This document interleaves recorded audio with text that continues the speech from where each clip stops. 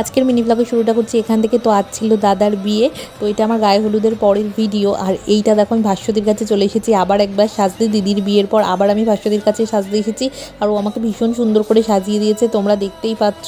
আর আমার ভীষণ পছন্দ হয়েছে ওর এই মেকআপটা। আর তারপরে আমি এখান থেকে বেরিয়ে যাচ্ছি বাসে উঠবো বলে। তো তারপরে আমি ওর বাড়িতে ওকে টাটা করে চলে গেলাম। আর এই দেখো এখানে আমি বাসে উঠেও পড়েছি, আর যথারীতি বাসে নাচানাচি হয়ে গেছে। আর যতই অল্প পথ হোক, নাচানাচি তো মিস করা যায় না। আর অবশেষে আমরা পৌঁছে গেছি বিয়ে বাড়িতে। আর এই দেখো আমাদের ব্রাইড, আমাদের মিষ্টি বৌদি। আর এই ছিল ভিতরের সাজানোটা, ভীষণ সুন্দর হয়েছিল।